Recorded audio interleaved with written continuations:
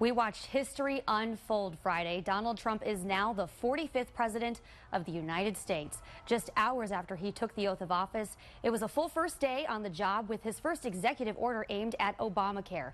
And it didn't stop there. His press secretary laid down the law, telling reporters what they can expect for the next 4 years. We have you covered on all of it this morning. Members of our political panel are here. Radio 570 WKBN host Ron Verb, along with 21 News political analyst Dr. Bill Binning. Thank you for coming in. Great to be here. Yeah, lots to get to this morning. Let's start with his address. He immediately started with a theme that was similar to the campaign trail, and he told everyone in the crowd, America first, and he had a message for each topic.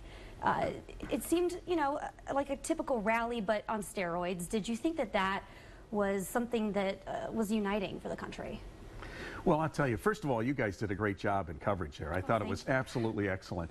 I am disappointed in what they call the elite media, or what they call the plain dealer New York Times, and this, when they were belittling his speech. And I was upset with that, because I think that shows how out of touch they are. His speech was talking to his core audience, and he was talking to a lot of America.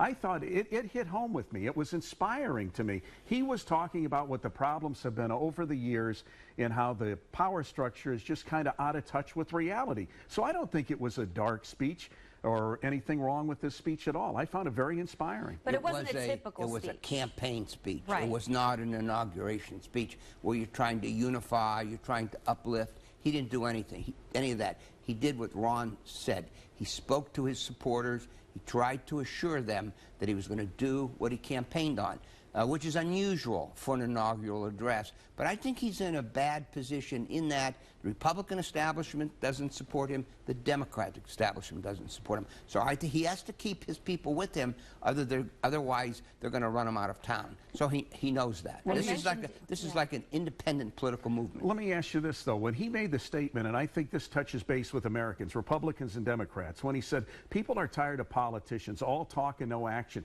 that's a true statement. And I think people are out there saying, I agree with that. Let's get something done for a change. And the other point is that there were 4 sitting presidents who were actually criticizing their actions when they were sitting behind him. They had to be cringing because he's attacking the political establishment behind him. I was within the crowd, and when he mentioned that they were going to take their country back, the supporters, and those that were there to listen, and when he said that we're going to hold Washington accountable, that's when you saw the reaction in the crowd. And you could feel it. People were waiting to hear what was next, what were his next words. And in fact, NBC did the math. He said the word I 3 times, the word we 40 times, and America more than any other word mentioned in his speech. At the end of the day, do you believe that unity is going to happen, or do you think that the Democrats may try to slow him down, and he may be even fighting his own party? Because in the beginning and all along, it was a struggle for him to get their support. I think it's going to be a fight right from the beginning. In a couple of weeks, he'll be fighting with his own party, and of course the Democrats are very slow in confirming his cabinet members. I think this is going to be a tough slog all the way through to 4 years. I don't think he's going to get a unified support. And Ron, how is that going to create repercussions? Let me put it this way. If there's a fight going on, that's what the American people are upset with, and that's what they voted, that they said we've had enough of that. What they want is something to get done. They want action. And how can there be a fight if you have a guy coming on there saying, I'm talking about jobs and NAFTA?